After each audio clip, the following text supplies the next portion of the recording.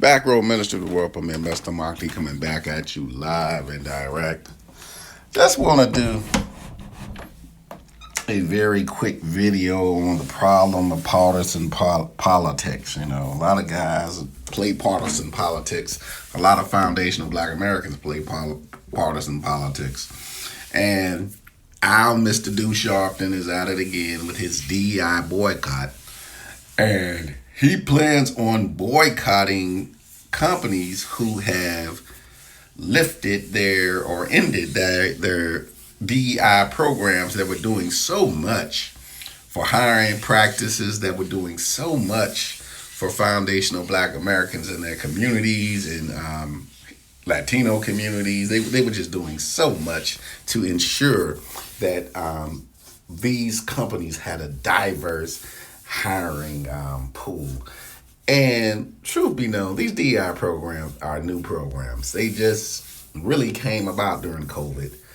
Companies were already hiring inside of their communities, so their hiring pool and their employees were already diverse. So if these companies already have a diverse pool of employees, what is our Mr. Sharpton talking about with his so-called DEI, I care about you darkies boycott?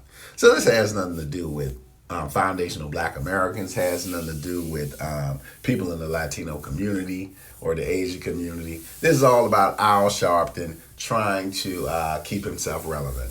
There is no reason for these DEI programs. A lot of these DEI programs, if you've been a part of DEI programs in your agencies, you know they were more cultural competency training programs and had little to do with qualifications for hiring.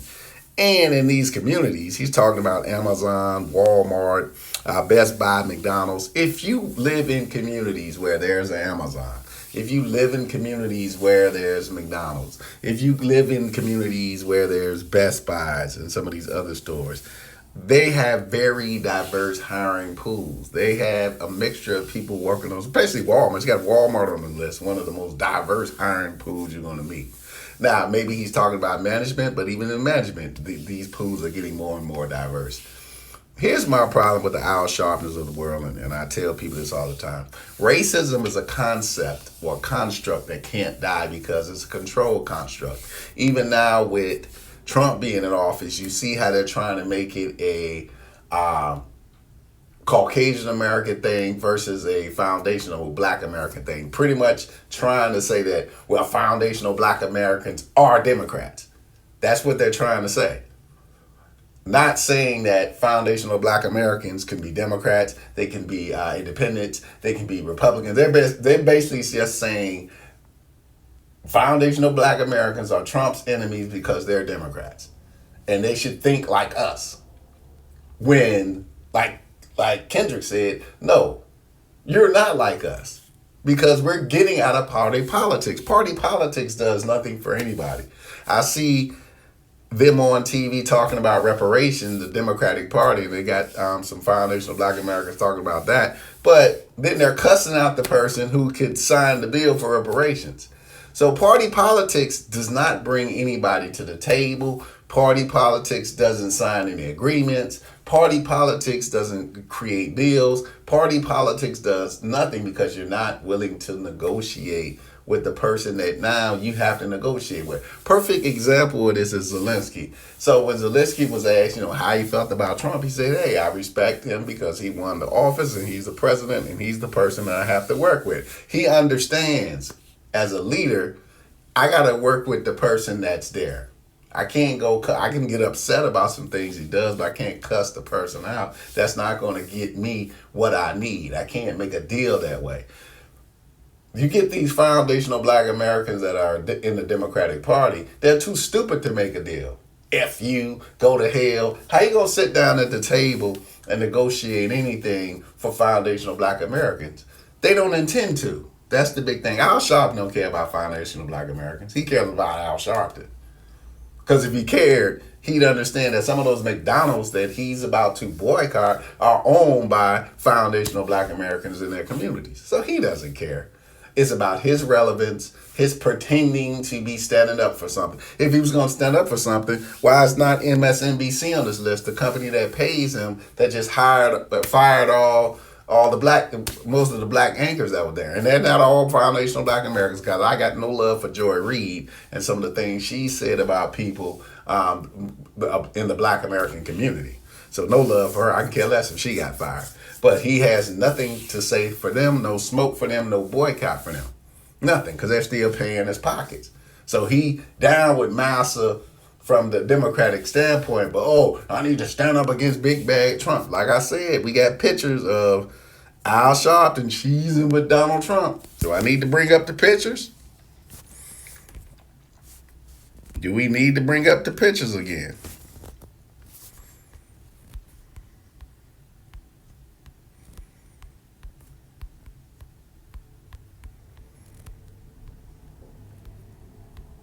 Let's bring up these pictures again, because people definitely forget. Remember the pictures of Al and Don cheesing, and Don King and Al and all of them cheesing together. So this man is a born hypocrite. I mean, he's a New York hypocrite, born hypocrite. He just likes to be in the light. Look at him always cheesing at people. We all up in Don's Donald Trump's butt when he's a part of the Democratic Party. So he's a hypocrite. So all this Al Sharpton, boy, ain't nobody down with that. Listen, these young folk are trying to get reparation. They're trying to get reparations. That's what they're trying to do. And this is not how you get reparations. Every store on this list, every store that he's talking about has a diverse hiring pool. If you go to these stores, you see everybody working in there. And the Al Sharptons of the world, and I hate to say some of our elders, they can't let racism go. They can't let us grow and build. There's a difference between racism and business. In the political world, politics is about business and control and power and making moves to lock for your particular party or the billionaires that back you. That's politics. Somebody is paid and bought for on the Democratic side and the Republican side. You hear the Democrats talking about oligarchies. They got billionaires funding them. So what the hell are they talking about? That's hypocrisy. That's hypocrisy. So watching these individuals, watching their game plan and agenda. And a lot of times, for my community, which is Foundational Black Americans, they have no agenda for us. They're not trying to get anything signed. They're not trying to do that. They're trying to play black and white games, and no, we're not playing that anymore. I don't give a damn about Donald Trump. I respect his office because he's the president. If I have to sit down and get something signed, I might have to sit down and I'm going to have a conversation with that man as a man. I can't, well, fuck you and go to hell. Man, you see, that's why they put a lot of black American women out there who continue to feel that role of aggressive, attacking, too stupid to sit down and have a conversation. The stereotype that they place on them, that's the role that a lot of those sisters in politics like to play. You rarely get one that's willing to go sit down and can negotiate with anybody. So you got to come at politics a different way. All this stuff Mr. Du is talking about, no, he should be talking about MSNBC, but he ain't gonna bring no smoke their way. He ain't got nothing to say to MSNBC, but he wants to keep the construct of racism going. He wants to act like things haven't changed. He wants to act like everything they did in the civil rights movement was null and void, as though there was no accomplishments made. We haven't got to the point of diverse workforce where you go into some of these companies and you see everybody working in there. They're trying to act like that's not taking place because, DEI did absolutely nothing for nobody. That's not the reason why you got diverse workplaces now. The civil rights movement gave you those diverse workplaces. So don't go and chop the head off of something at work and act like, well, this new thing was doing all. It didn't do anything. That's just something he wants to run on to bring in the racism piece, to stop you from sitting at the bargaining table and getting what you need. Right now, we fighting for reparations. If you see they can give $500 billion to a company, there ain't 500 black foundational black Americans in America. You might got 13 million. That's $1 million a piece. End of the discussion, case closed. Maybe two In the discussion case goes, there's reparations. They done gave away reparations over 1 trillion times. You'll have those dudes like Al Sharpton and the rest of them saying they can't give you reparations. Democrats gave that money away 50 times. And none of them came up there to fight for reparations or say anything about reparations when Joe Biden was in there. They didn't play party politics at that time. So these folks don't know how to do business. They don't. They know one thing: keep racism going, because racism blocks you from sitting at the bargaining table and making deals. The world works a certain way. You see those guys, no matter how they feel about each other, they'll go and sit at the bargaining table and try to make a deal.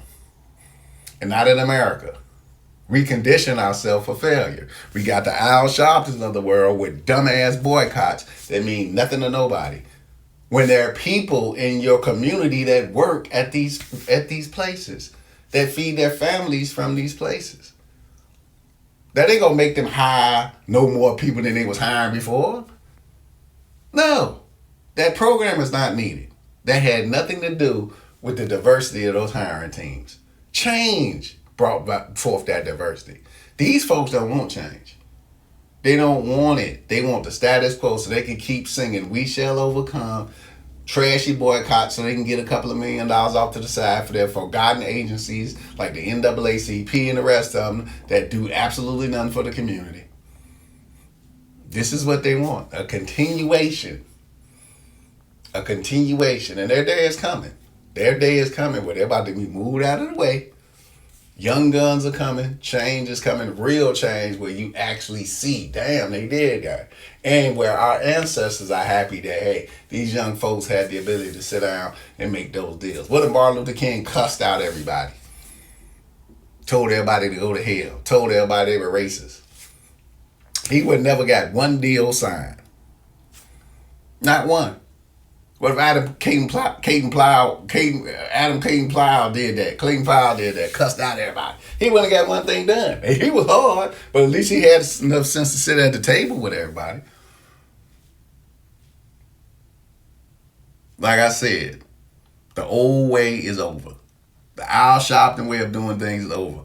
And if Al Sharpton was so true to what he's saying, he would stand up to MSNBC. Which he's not going to do because they're Democratic. They're Democratic. I can't stand up to them. Yet he used to. What happened, Mal? What happened? Mr. Monkey Back Road Ministry, the hypocrisy continues.